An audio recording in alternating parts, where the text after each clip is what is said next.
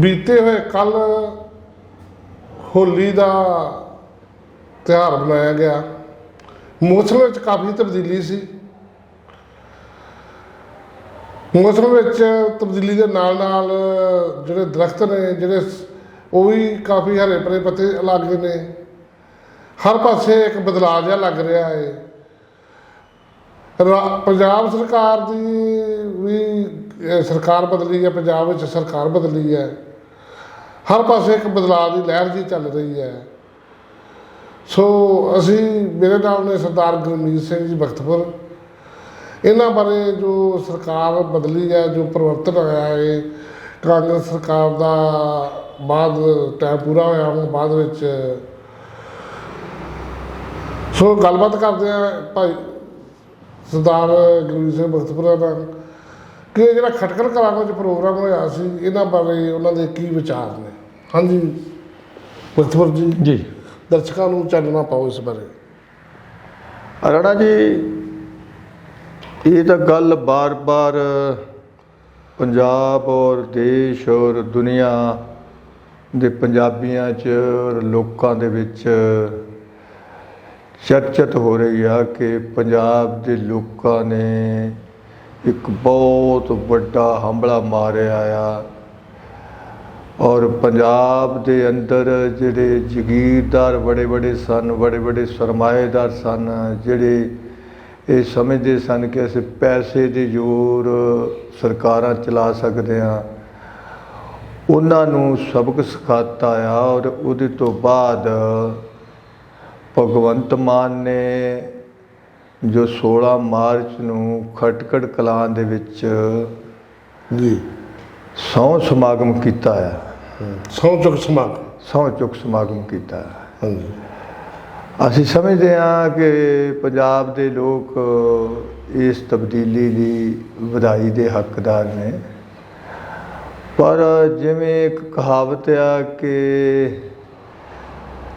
झोने वाला पिंड पराली तो ही पछाणिया जाता है। जी जी सौं चुक समागम दे विच जिस ढंग नाल 136 एकड़ कणक की कटाई की गई, बेशक किसानों को मुआवजा दे दिता गया है और लगभग 2.5-3 करोड़ रुपया खर्च किया गया। कोई अद्धा पौने घंटे का समागम सी। शायद पंजाब के इतिहास के विच किसी मुख मंत्री का सौं चुक समागम जिहड़ा सी सब तो महंगा समागम सी। एक सवाल है कि जिहड़ा ये खर्चा है तुसीं गल कर रहे सी 137 एकड़ कणक कटी गई, ये पैसे सरकार भरेगी कि जां आप पार्टी खुद अदा करेगी? देखो यो दुख की गल है कि आम आदमी पार्टी तो पैसे नहीं भरेगी। ये सरकारी खजाने चों जिहड़ा आ माल महकमे ने वो मुआवजा देना शुरू कर दिता आ। इस सरकारी खजाने ते बोझ पिया आ, ये लोकां ते बोझ पिया आ।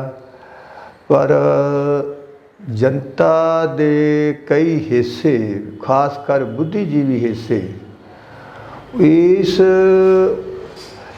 ढंग दे सौं चुक समागम ते बहुत किंतु परंतु कर रहे हैं कि जे मुख्यमंत्री या आम आदमी पार्टी रवायती पार्टियां तो एक बदलाव दसदी आ, एक इनकलाब दसदी आ, तो पहले दिन ही तुहाडा कहण दा भाव पार्टी ते आम है, प्रोग्राम जिहड़ा वो खास है। प्रोग्राम खास है भी वो पहले दिन ही मुख्यमंत्री राजियां की तरह वो सौं चुके तो लाजमी आ कि लोगों के विच इहदी कुसर मुसर होनी आ। 2 दिन पहला अमृतसर दे विच हाँ मैं इस सवाल करांगा तुहानूं। हाँ अमृतसर विच सारे जिहड़े ने आप पार्टी के जिहड़े MLA बने सी और बहुत सारे समर्थक और बहुत सारे वोटर भी कहांगे जिन्होंने वोटां पाईआं सी, वो भी लोग पहुँचे, कोई हम पहुँचे, उस बारे तुसीं की और बुद्धिजीवी उस बारे की विचार रखते हैं? देखो ये ठीक है कि देश का प्रधानमंत्री दुनिया के बड़े बड़े लोग हरमंदर साहब ਦੁਰਗਿਆਨਾ ਮੰਦਿਰ ਮੱਥਾ ਟੇਕਣ ਆਉਂਦੇ ਆ। ਜੀ ਸਦਕੇ ਬਹੁਤ ਇਤਿਹਾਸਕ ਥਾਂ ਆ ਉਹ ਆਮ ਆਦਮੀ ਪਾਰਟੀ ਦੇ MLA, ਮੁੱਖ ਮੰਤਰੀ, ਉਹਦਾ ਕਨਵੀਨਰ ਮੱਥਾ ਟੇਕਣ ਜਾਂਦੇ।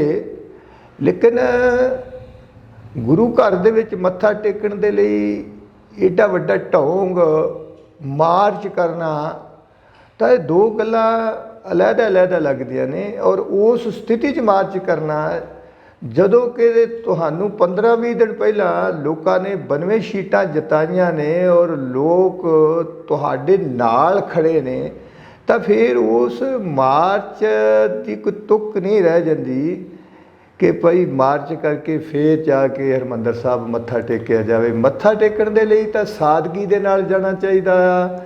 ਠੀਕ ਹੈ। ਤੇ MLA ਚਲੇ ਜਾਂਦੇ ਜਿਹੜੇ ਉਹਨਾਂ ਦੇ ਚੁਣੇ ਗਏ ਸਨ, ਹੋਰ ਲੀਡਰਸ਼ਿਪ ਚਲੇ ਜਾਂਦੀ, ਲੇਕਿਨ ਲੋਕਾਂ ਦਾ ਐਡਾ ਕੜਮਾਸ ਇਕੱਠਾ ਕਰਨ ਦਾ ਕੋਈ ਤੁੱਕ ਨਹੀਂ ਹੈ। ਔਰ ਦੂਜੀਆਂ ਹਾਕਮ ਪਾਰਟੀਆਂ ਨਾਲੋਂ ਕੋਈ ਫਰਕ ਨਹੀਂ ਲੱਗਦਾ ਇਹਦੇ 'ਚ ਕਿਸੇ ਵੀ ਤਰ੍ਹਾਂ ਦਾ।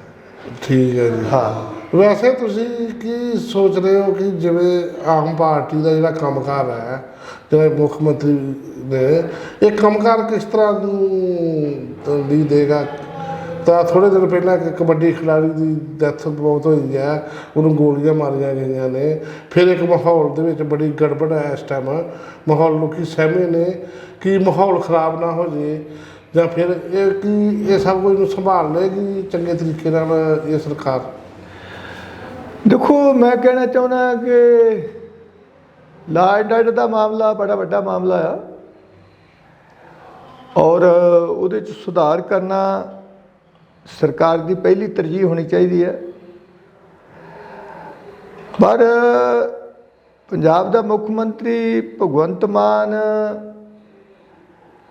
ਜੋ ਇਨਕਲਾਬ ਜ਼ਿੰਦਾਬਾਦ ਦਾ ਨਾਅਰਾ ਮਾਰਦਾ ਜਾ ਕੇ ਖਟਕੜ ਕਲਾਂ ਦੇ ਵਿੱਚ, ਜੋ ਬਸੰਤੀ ਰੰਗ ਦੀਆਂ ਪੱਗਾਂ ਬੰਨ੍ਹ ਕੇ ਲੋਕਾਂ ਨੂੰ ਆਉਣ ਦਾ ਸੱਦਾ ਦਿੰਦਾ ਆ, ਮੈਂ ਕਹਿਣਾ ਚਾਹਾਂਗਾ ਕਿ ਭਗਤ ਸਿੰਘ ਨੇ ਇਹ ਠੀਕ ਹੈ ਆਪਣੀ ਮਾਤਾ ਨੂੰ ਸੰਬੋਧਨ ਕੀਤਾ ਸੀ ਇੱਕ ਗੀਤ, ਮੇਰਾ ਰੰਗ ਦੇ ਬਸੰਤੀ ਚੋਲਾ, ਪਰ ਭਗਤ ਸਿੰਘ ਦੀ ਵਿਆਖਿਆ ਸਿਰਫ ਬਸੰਤੀ ਰੰਗ ਨਾਲ ਨਹੀਂ ਕੀਤੀ ਜਾ ਸਕਦੀ। ਭਗਤ ਸਿੰਘ ਦੀ ਵਿਆਖਿਆ ਇੱਕ ਪਿਸਤੌਲ ਨਾਲ ਨਹੀਂ ਕੀਤੀ ਜਾ ਸਕਦੀ। ਭਗਤ ਸਿੰਘ ਨੇ ਸੋਸ਼ਲਿਸਟ ਪਾਰਟੀ ਬਣਾਈ ਸੀ, ਨੌਜਵਾਨ ਭਾਰਤ ਸਭਾ ਬਣਾਈ ਸੀ ਔਰ ਨਾਅਰਾ ਦਿੱਤਾ ਸੀ ਸਾਮਰਾਜਵਾਦ ਮੁਰਦਾਬਾਦ, ਇਨਕਲਾਬ ਜਿੰਦਾਬਾਦ। ਔਰ ਇਨਕਲਾਬ ਤੋਂ ਉਹਦਾ ਭਾਵ ਰੂਸ ਦੇ ਵਿੱਚ ਜਿਹੜੀ ਕ੍ਰਾਂਤੀ ਆਈ ਸੀ ਅਕਤੂਬਰ 1917, ਉੱਦਾਂ ਦੀ ਕ੍ਰਾਂਤੀ ਲਿਆਉਣਾ, ਆਦਮੀ ਦੇ ਹੱਥੋਂ ਆਦਮੀ ਦੀ ਲੁੱਟ ਖਤਮ ਕਰਨ ਵਾਲਾ ਸਮਾਜ ਉਸਾਰਨਾ, ਗੈਰ ਬਰਾਬਰਤਾ ਨੂੰ ਖਤਮ ਕਰਨਾ, ਜਮਾਤੀ ਸੰਘਰਸ਼ ਨੂੰ ਤੇਜ਼ ਕਰਨਾ। ਔਰ ਇੱਥੋਂ ਤੱਕ ਵੀ ਭਗਤ ਸਿੰਘ ਨੇ ਕਹਿ ਦਿੱਤਾ ਸੀ ਕਿ ਜੇ ਸਾਡਾ ਇਨਕਲਾਬ ਨਾ ਆਇਆ, ਅੰਗਰੇਜ਼ ਚਲੇ ਗਏ, ਤਾਂ ਪੱਕੀ ਗੱਲ ਹੈ ਕਿ ਕਾਲੇ ਅੰਗਰੇਜ਼ਾਂ ਦਾ ਜਿਹੜਾ ਇੱਥੇ ਰਾਜ ਸਥਾਪਿਤ ਹੋ ਜੂ। ਇਸ ਕਰਕੇ ਭਗਤ ਸਿੰਘ ਦੇ ਨਾਂ 'ਤੇ ਵੋਟਾਂ ਵਟੋਰਨੀਆਂ, ਭਗਤ ਸਿੰਘ ਦੇ ਨਾਂ 'ਤੇ ਆਪਣੇ ਆਪ ਨੂੰ ਇਹ ਸ਼ੋਅ ਕਰਨਾ ਕਿ ਅਸੀਂ ਭਗਤ ਸਿੰਘ ਦੇ ਪੈਰ ਚਿੰਨ੍ਹਾਂ 'ਤੇ ਚੱਲ ਰਹੇ ਹਾਂ। ਭਗਵੰਤ ਮਾਨ, ਮਨਪ੍ਰੀਤ ਬਾਦਲ ਨੇ ਪਹਿਲਾਂ ਵੀ 12 ਦੇ ਵਿੱਚ ਪੰਜਾਬ ਪੀਪਲ ਪਾਰਟੀ ਬਣਾਈ ਸੀ ਔਰ ਉੱਥੋਂ ਦੀ ਮਿੱਟੀ ਦੀ ਸੁਗੰਧ ਖਾਧੀ ਸੀ। ਔਰ ਮੈਂ ਕਹਿਣਾ ਚਾਹੁੰਦਾ ਹਾਂ 2 ਟਰਮਾਂ ਭਗਵੰਤ ਮਾਨ ਪਾਰਲੀਮੈਂਟ ਦੇ ਵਿੱਚ ਰਿਹਾ ਆ, ਲਗਭਗ 7-8 ਸਾਲ ਰਿਹਾ।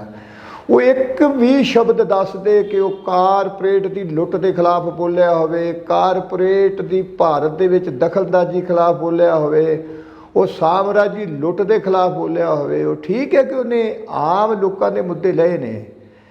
ਸੋ ਭਗਤ ਸਿੰਘ ਦਾ ਜੋ ਫਲਸਫਾ ਆ, ਭਗਤ ਸਿੰਘ ਦੀ ਜੋ ਵਿਚਾਰਧਾਰਾ ਆ, ਉਹ ਵਿਚਾਰਧਾਰਾ ਆ ਸਾਮਰਾਜਵਾਦ ਦੀ ਕਬਰ ਖੋਦਣਾ। ਦੇਖੋ ਜੀ, ਇਸ ਆਪਣਾ ਸਰਦਾਰ ਬਖਤਵਰ ਜੀ, ਲੋਕਾਂ ਨੂੰ ਬਹੁਤ ਸਾਰੀਆਂ ਉਮੀਦਾਂ ਨੇ ਨਵੀਂ ਸਰਕਾਰ 'ਤੇ, ਕਿਉਂਕਿ ਜਿਹੜੀ ਪਿਛਲੀ ਸਰਕਾਰ ਸੀ ਉਹ ਤਾਂ ਲੋਕਡਾਊਨ ਵਿੱਚ ਹੀ ਰਹਿ ਗਏ ਲੋਕੀ, ਹੈ ਨਾ। ਹੁਣ ਲੋਕੀ ਸੋਚਦੇ ਨੇ ਬਿਜ਼ਨਸ ਵੀ ਅੱਗੇ ਆਉਣ, ਕਾਰੋਬਾਰ ਅੱਗੇ ਆਏ, ਕਿ ਇੱਕ ਪਰਿਵਰਤਨ ਭਗਵੰਤ ਮਾਨ ਜੀ ਲਿਆਉਣ ਦੇ ਯੁੱਗ ਨੇ, ਲੈ ਕੇ ਆਉਣਗੇ ਜਿਹੜੀ ਲੋਕ ਉਮੀਦ ਕਰ ਰਹੇ ਨੇ? ਦੇਖੋ, ਮੈਂ ਕਹਿਣਾ ਚਾਹੁੰਦਾ ਕਿ ਲੋਕਾਂ ਨੇ ਬੜੀਆਂ ਉਮੀਦਾਂ ਦੇ ਨਾਲ ਖਹਿੜਾ ਛੁਡਾਇਆ ਯਾਰ ਰਵਾਇਤੀ ਪਾਰਟੀਆਂ ਤੋਂ। ਤਿੰਨਾਂ ਪਾਰਟੀਆਂ ਨੂੰ ਪ੍ਰੋ ਸਰਮਾਏਦਾਰ, ਪ੍ਰੋ ਜਗੀਰਦਾਰ, ਪ੍ਰੋ ਸਾਮਰਾਜੀਆਂ ਦੇ ਦਲਾਲ ਕਿਹਾ ਜਾ ਸਕਦਾ ਆ।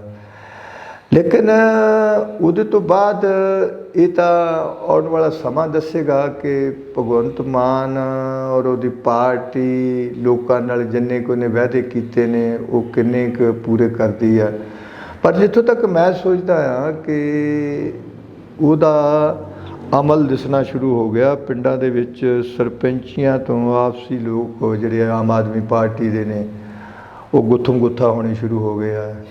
ਪਿੰਡਾਂ ਦੇ ਅੰਦਰ ਜਿਹੜੇ ਆ ਹੁਣੇ ਆ ਪੰਜਾਬ 'ਚ ਕਣਕ ਵੰਡੀ ਗਈ ਆ ਔਰ ਉੱਥੇ ਆਮ ਆਦਮੀ ਪਾਰਟੀ ਦੇ ਲੋਕਾਂ ਨੇ ਜਾ ਕੇ ਕਬਜ਼ਾ ਕਰਕੇ ਕੋਸ਼ਿਸ਼ ਕੀਤੀ ਆ ਕਿ ਕਣਕ ਅਸੀਂ ਵੰਡਣੀ ਆ। ਜਿਹੜੇ ਹਰ ਗਏ MLA ਉਹ ਆਪਣੇ ਆਪ ਹੀ ਹਲਕਾ ਇੰਚਾਰਜ ਆਪਣੇ ਆਪ ਨੂੰ ਕਹੀ ਜਾ ਰਹੇ ਆ ਔਰ ਉਹ ਜਾ ਕੇ ਹਸਪਤਾਲਾਂ ਦੇ ਵਿੱਚ, ਉਹ ਜਾ ਕੇ ਸਕੂਲਾਂ ਦੇ ਵਿੱਚ ਜਿਹੜੇ ਆ ਦਖਲਅੰਦਾਜ਼ੀ ਕਰ ਰਹੇ ਆ। ਦੇਖੋ ਜੀ ਭਾਈ, ਸਰਕਾਰ ਦਾ ਕੰਮ ਆ। ਵਿਧਾਨ ਸਭਾ ਦੇ ਵਿੱਚ ਜਿਹੜੇ ਲੋਕ ਜਾਂਦੇ ਆ MLA, ਮੈਂਬਰ ਲੈਜਿਸਲੇਟਿਵ ਅਸੈਂਬਲੀ ਦਾ ਮੈਂਬਰ, ਉਹਦਾ ਹੋਣ ਦਾ ਅਰਥ ਇਹ ਆ ਕਿ ਉਹਨਾਂ ਨੇ ਕਾਨੂੰਨ ਬਣਾਉਣੇ ਆ ਅਤੇ ਕਾਨੂੰਨਾਂ ਨੂੰ ਲਾਗੂ ਕਰਾਉਣਾ। ਜੇ ਕਾਨੂੰਨ ਲਾਗੂ ਨਹੀਂ ਹੁੰਦੇ ਤਾਂ ਫਿਰ ਅਸੈਂਬਲੀ ਦੇ ਵਿੱਚ ਉੱਤੇ ਚਰਚਾ ਕਰਨੀ ਆ। MLA ਦਾ ਕੰਮ ਥਾਣੇ ਚਲਾਉਣਾ ਨਹੀਂ ਹੈ। MLA ਦਾ ਕੰਮ ਪ੍ਰਸ਼ਾਸਨ ਨੂੰ ਚੁਸਤ ਦਰੁਸਤ ਕਰਨਾ। MLA ਦਾ ਕੰਮ ਜਾਂ ਹਾਰੇ ਹੋਏ MLA ਦਾ ਕੰਮ ਦਰਬਾਰ ਲਾਉਣਾ ਨਹੀਂ ਹੈ। ਜਿੱਦਾਂ ਦਰਬਾਰ 10 ਸਾਲ ਲੱਗਦੇ ਰਹੇ ਅਕਾਲੀਆਂ ਦੇ, 5 ਸਾਲ ਕਾਂਗਰਸੀਆਂ ਦੇ, ਉਸੇ ਢੰਗ ਨਾਲ ਹੀ ਦਰਬਾਰ ਲੱਗਣੇ ਸ਼ੁਰੂ ਹੋ ਗਏ ਨੇ ਔਰ ਕੰਮ ਉਹੀ ਥਾਣਿਆਂ ਦੇ, ਉਹੀ ਤਹਿਸੀਲਾਂ ਦੇ, ਉਹੀ ਕਚਹਿਰੀਆਂ ਦੇ। ਨਹੀਂ, ਦੇਖੋ ਜੀ, ਇਹ ਤਾਂ ਸਾਡੇ ਲੋਕ ਨੇ ਨਾ ਕਿ ਮੈਂ ਦੇਖਿਆ ਇੱਕ ਪਿੰਡ 'ਚ 7-7 ਬੰਦੇ ਸਰਪੰਚੀ ਲਈ ਤਿਆਰ ਹੋ ਗਏ ਨੇ। ਮਤਲਬ ਤੁਸੀਂ ਪਹਿਲੇ ਵੀ ਗੱਲ ਕੀਤਾ ਕਿ ਆਪਸ 'ਚ ਗੁੱਥ-ਮੁੱਥ ਹੋਏ ਨੇ, ਆਪਸ 'ਚ ਇੱਕ ਦੂਜੇ ਨੂੰ ਇਲਜ਼ਾਮ ਲਗਾ ਰਹੇ ਨੇ ਕਿ ਤੁਸੀਂ ਇਹ ਬੰਦੇ ਨੇ ਇਹ ਕੀਤਾ ਜੀ, ਉਹ ਕੀਤਾ ਜੀ। ਹਰ ਬੰਦਾ ਸੋਚਦਾ ਮੈਂ ਅੱਗੇ ਆਵਾਂ। ਅਤੇ ਇਹ ਜਿਹੜੀ ਪੰਜਾਬ ਵਾਸਤੇ ਜਿਹੜੀ ਸੋਚ ਆ ਪਿੰਡਾਂ ਵਾਸਤੇ, ਇਹ ਪਿੰਡਾਂ ਦੇ ਲੋਕਾਂ ਦੀ ਵੀ ਤਾਂ ਗਲਤ ਹੈ ਨਾ। ਨਹੀਂ ਰਾਣਾ ਜੀ, ਜੋ 10 ਸਾਲ ਅਕਾਲੀਆਂ ਨੇ ਅਤੇ 5 ਸਾਲ ਕਾਂਗਰਸ ਨੇ ਸਿਆਸੀ ਸੱਭਿਆਚਾਰ ਪੈਦਾ ਕੀਤਾ ਆ, ਉਸ ਸਿਆਸੀ ਸੱਭਿਆਚਾਰ ਦਾ ਲੋਕ ਸ਼ਿਕਾਰ ਹੋ ਗਏ। ਲੋੜ ਇਹ ਬਣਦੀ ਆ ਕਿ ਥਾਣਿਆਂ ਨੂੰ, ਕਚਹਿਰੀਆਂ ਨੂੰ, ਤਹਿਸੀਲਾਂ ਨੂੰ ਚੁਸਤ ਦਰੁਸਤ ਕਰਨ ਲਈ ਅਸੈਂਬਲੀ ਜਿਹੜੀ ਆ ਕਾਨੂੰਨ ਬਣਾਵੇ, ਅਸੈਂਬਲੀ ਦੇ ਵਿੱਚ ਚਰਚਾ ਹੋਵੇ ਔਰ ਉਹ ਸਾਰਾ ਕੁਝ ਲਾਗੂ ਹੋਵੇ। ਇਹ ਜਿਹੜੇ ਦਰਬਾਰ ਲਾਉਣੇ ਆ ਇਸ ਕਰਕੇ ਲਾਏ ਜਾਂਦੇ ਆ ਕਿ ਲੋਕਾਂ ਦਾ ਥਾਣੇ ਦਾ ਕੰਮ ਕਰਾ ਕੇ ਉਹਨੂੰ ਆਪਣੇ ਪਰਿਵਾਰ ਨੂੰ, ਉਸ ਪਰਿਵਾਰ ਨੂੰ ਵੋਟਰ ਬਣਾ ਲਓ, ਉਹਨਾਂ ਦਾ ਤਹਿਸੀਲ ਦਾ ਕੰਮ ਕਰਾ ਕੇ ਵੋਟਰ ਬਣਾ ਲਓ। ਜਿਹੜੇ ਕੰਮ ਰੂਟੀਨ 'ਚ ਹੋਣੇ ਚਾਹੀਦੇ ਆ, ਕਾਨੂੰਨੀ ਹੋਣੇ ਚਾਹੀਦੇ ਆ, ਉਹ MLA ਦੀਆਂ ਸਿਫਾਰਸ਼ਾਂ 'ਤੇ ਜਾ ਕੇ ਹੁੰਦੇ ਆ ਅਤੇ ਲੋਕ ਵਿਚਾਰੇ ਖੱਜਲ ਹੁੰਦੇ ਆ। ਜਦੋਂ ਨਵੀਂ ਕੋਈ ਵੀ ਸਰਕਾਰ ਬਣਦੀ ਹੈ, ਹੋਂਦ 'ਚ ਆਉਂਦੀ ਹੈ, ਫਿਰ ਨਵੀਆਂ ਸਾਂਝਾਂ ਪੈਣੀਆਂ ਸ਼ੁਰੂ ਹੋ ਜਾਂਦੀਆਂ ਨੇ। ਜਿਵੇਂ ਸ਼ਰਾਬ ਮਾਫੀਆ ਹੋ ਗਿਆ, ਆਪਣਾ ਰੇਤਾ ਮਾਫੀਆ ਹੋ ਗਿਆ ਔਰ ਦੂਜੇ ਸਾਡੇ ਜਿਹੜੀ ਟਰਾਂਸਪੋਰਟ ਹੈ, ਇਹਨਾਂ ਲੋਕਾਂ ਦਾ ਤਾਂ ਕਾਫੀ ਲੁੱਟ ਖਸੁੱਟ ਜਿਹੜੀ ਇਹਨਾਂ ਲੋਕਾਂ ਨੇ ਮਚਾਈ ਹੋਈ ਹੈ। ਇਹਨਾਂ ਲੋਕਾਂ ਦੇ ਨਾਲ ਇਸ ਕਿਵੇਂ ਚੱਲੇਗੀ ਸਰਕਾਰ? ਕਿ ਉਹਨਾਂ ਨੂੰ ਨੱਥ ਪਾਏਗੀ ਕਿ ਉਹਨਾਂ ਨਾਲ ਸਮਝੌਤੇ ਕਰੇਗੀ? ਦੇਖੋ, ਅੱਜ ਦੀ ਸਟੇਜ 'ਤੇ ਮੈਂ ਆਲੋਚਨਾ ਤਾਂ ਨਹੀਂ ਕਰਾਂਗਾ, ਲੇਕਿਨ ਮੈਂ ਕਹਿਣਾ ਚਾਹਾਂਗਾ ਜਿਹੜੇ ਅਕਾਲੀਆਂ ਕਾਂਗਰਸੀਆਂ 'ਚੋਂ ਇਹਨਾਂ ਨੇ ਬੰਦੇ ਲਏ ਸਨ, ਉਹਦੇ 'ਚੋਂ 29 MLA ਜਿੱਤੇ ਆ। ਠੀਕ ਹੈ ਜੀ। ਔਰ ਉਹ MLA ਜਿਹੜੇ ਆ ਉਹ ਇੰਨੇ ਸਾਊ ਨਹੀਂ ਬਣ ਜਾਣਗੇ ਕਿ ਉਹਨਾਂ ਨੇ ਝਾੜੂ ਦੇ ਨਿਸ਼ਾਨ 'ਤੇ ਜਿਹੜਾ ਆ ਜਿੱਤ ਪ੍ਰਾਪਤ ਕੀਤੀ ਆ। ਉਹ ਜੋ ਉਹਨਾਂ ਦੀਆਂ ਪੁਰਾਣੀਆਂ ਆਦਤਾਂ ਨੇ, ਜੋ ਪੁਰਾਣਾ ਚਰਿੱਤਰ ਆ, ਉਹ ਤਾਂ ਬਦਲ ਨਹੀਂ ਲੱਗਾ।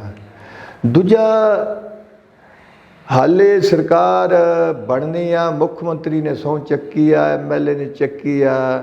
ਅੰਮ੍ਰਿਤਸਰ ਦੇ ਵਿੱਚ ਕਾਰਪੋਰੇਸ਼ਨ ਦੀ ਦਲ ਬਦਲੀ ਕਰਾ ਕੇ ਕਬਜ਼ਾ ਕਰ ਲਿਆ। ਜਿਹੜੇ ਕਾਂਗਰਸੀ ਜਿਹੜੇ ਉੱਥੋਂ ਦੀ ਕਾਰਪੋਰੇਸ਼ਨ ਦੇ ਮੈਂਬਰ ਜਿੱਤੇ ਸਨ, ਉਹ ਹੁਣ ਆਮ ਆਦਮੀ ਪਾਰਟੀ ਦੇ ਹੋ ਗਏ।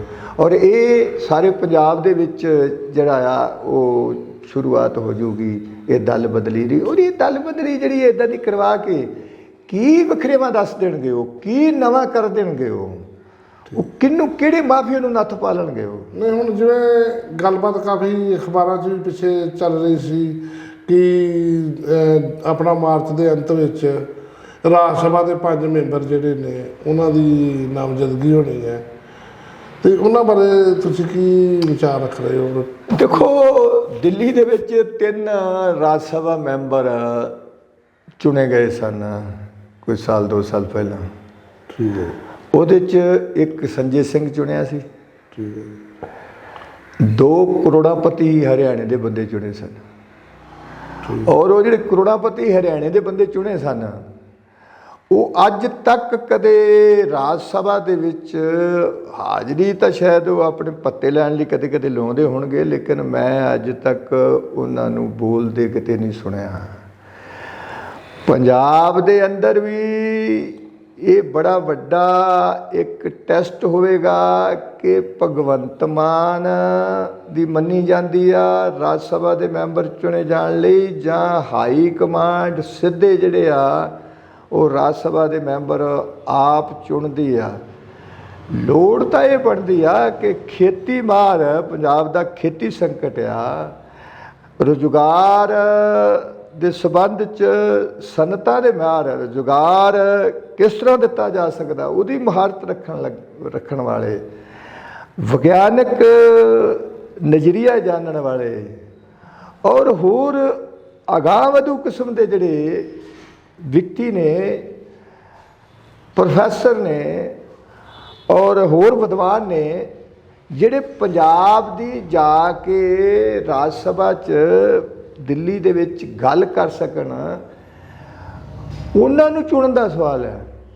ਲੇਕਿਨ ਮੈਨੂੰ ਨਹੀਂ ਲੱਗਦਾ ਕਿ ਇਸ ਤਰ੍ਹਾਂ ਹੋਵੇਗਾ। ਜੇ ਹੋਵੇ ਤਾਂ ਇਹ ਬਹੁਤ ਚੰਗਾ ਹੋਵੇਗਾ। ਸੋ ਇਹ ਭਗਵੰਤ ਮਾਨ ਔਰ ਆਮ ਆਦਮੀ ਪਾਰਟੀ ਦਾ ਕੌਮੀ ਕਨਵੀਨਰ ਕੇਜਰੀਵਾਲ, ਉਹਦੇ 'ਚ ਲਾਜ਼ਮੀ ਇਸ ਸਵਾਲ 'ਤੇ ਵੀ ਖੜਕਣੀ ਆ, ਔਰ ਮੈਨੂੰ ਲੱਗਦਾ ਕਿ ਇਸ ਸਵਾਲ ਨੂੰ ਹੱਲ ਭਗਵੰਤ ਮਾਨ ਦੀ ਬਜਾਏ ਕੇਜਰੀਵਾਲ ਹੀ ਹੱਲ ਕਰੇਗਾ, ਔਰ ਉਹ ਆਪਣਾ ਨਫਾ ਨੁਕਸਾਨ ਜਿਹੜਾ ਆ ਆਰਥਿਕ ਤੌਰ 'ਤੇ ਦੇਖੇਗਾ। ਉਹ ਪੰਜਾਬ ਦਾ ਨਫਾ ਨੁਕਸਾਨ ਸ਼ਾਇਦ ਘੱਟ ਦੇਖੇ, ਜੇ ਦੇਖੇਗਾ ਤਾਂ ਇਹ ਬਹੁਤ ਚੰਗੀ ਗੱਲ ਹੋਵੇਗੀ, ਚੰਗਾ ਵਰਤਾਰਾ ਹੋਵੇਗਾ। ਪੰਜਾਬ ਦੀ ਗੱਲ ਕਰਨ ਵਾਲੇ ਜਿਹੜੇ ਹੈਗੇ ਆ ਲੋਕ ਸਭਾ 'ਚ, ਰਾਜ ਸਭਾ 'ਚ ਬਹੁਤ ਘੱਟ ਲੋਕ ਨੇ। ਜਿੰਨੇ ਵੀ ਉੱਥੇ ਕਾਂਗਰਸ ਦੇ ਨੇ, ਅਕਾਲੀ ਦਲ ਨੇ, ਸਭ ਉੱਥੇ ਜਿਹੜੇ ਆ ਕੁਛ ਸੁੱਤੇ ਹੁੰਦੇ ਨੇ, ਔਰ ਕੋਈ ਜਿਹੜੇ ਆ ਮੇਰਾ ਮਤਲਬ ਮੋਬਾਈਲ ਦੇ ਨਾਲ ਖੇਡ ਰਹੇ ਹੁੰਦੇ ਨੇ।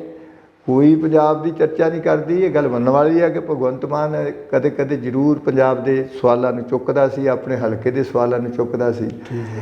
ਸੋ ਇਹ ਇੱਕ ਬਹੁਤ ਵੱਡਾ ਚੈਲੰਜ ਹੈ ਆਮ ਆਦਮੀ ਪਾਰਟੀ ਦੇ ਸਾਹਮਣੇ ਕਿ ਉਹ ਇਸ ਚੈਲੰਜ ਨੂੰ ਕੀ ਲੋਕ ਪੱਖ ਨੂੰ ਮੁੱਖ ਰੱਖ ਕੇ ਤੈਅ ਕਰਦੀ ਆ, ਔਰ ਇਹਦੇ 'ਚ ਲੜਾਈ ਝਗੜਾ ਵੀ ਸ਼ੁਰੂ ਹੋ ਗਿਆ। ਜੋ ਕਾਂਗਰਸ 'ਚੋਂ ਜਗਮੋਹਨ ਸਿੰਘ ਕੰਗ ਪਿੱਛੇ ਮੌਕਾ ਪਸਤੀ ਉਲੰਘਦਿਆਂ ਹੋਇਆਂ ਸ਼ਾਮਲ ਹੋਇਆ ਸੀ, ਉਹਨੇ ਦਾਅਵਾ ਠੋਕ ਦਿੱਤਾ ਆ ਕਿ ਦੇਖੋ ਜੀ ਇਹ ਮੇਰਾ ਹੱਕ ਆ, ਮੈਨੂੰ ਇਹ ਰਾਜ ਸਭਾ ਦੀ ਇੱਕ ਮੈਂਬਰੀ ਮਿਲਣੀ ਚਾਹੀਦੀ ਆ। ਹਾਂਜੀ, ਔਰ ਜਿਹੜਾ ਕ੍ਰਿਕਟ ਖਿਡਾਰੀ ਹੈ ਹਰਭਜਨ ਸਿੰਘ, ਉਹਦੀ ਵੀ ਚਰਚਾ ਆ, ਔਰ ਕੀ ਫਾਈਨਲ ਹੁੰਦਾ ਆ ਇਹ ਥੋੜ੍ਹੇ ਦਿਨਾਂ ਦੇ ਵਿੱਚ ਹੀ ਜਿਹੜੀ ਸਾਰੀ ਸਥਿਤੀ ਸਾਹਮਣੇ ਆ। ਸੋ ਅਸੀਂ ਤੇ ਇਹੋ ਹੀ ਉਮੀਦ ਰੱਖਾਂਗੇ ਕਿ ਸਰਕਾਰ ਚੰਗੇ ਕੰਮ ਕਰੇ, ਲੋਕਾਂ ਦੇ ਜਿਹੜੇ ਕੰਮ ਰੁਕੇ ਹੋਏ ਨੇ, ਬਿਜ਼ਨਸ ਰੁਕੇ ਹੋਏ ਨੇ, ਉਹ ਦੁਬਾਰਾ ਸ਼ੁਰੂ ਕਰਨ, ਮਜ਼ਦੂਰ ਨੂੰ ਦਿਹਾੜੀ 'ਤੇ ਕੰਮ ਮਿਲੇ, ਕਿਸਾਨਾਂ ਨੂੰ ਵੀ ਇਸ ਚੀਜ਼ ਦੇ ਬੈਨੀਫਿਟਸ ਮਿਲਣ। ਬਹੁਤ ਸਾਰੀਆਂ ਉਮੀਦਾਂ ਰੱਖਦੇ ਹੋਏ ਅਸੀਂ ਗੱਲਬਾਤ ਦਾ ਸਿਲਸਿਲਾ ਫਿਰ ਜਾਰੀ ਰਹੇਗਾ। ਸੋ ਹੁਣ ਮੰਗਦੇ ਹਾਂ ਇਜਾਜ਼ਤ।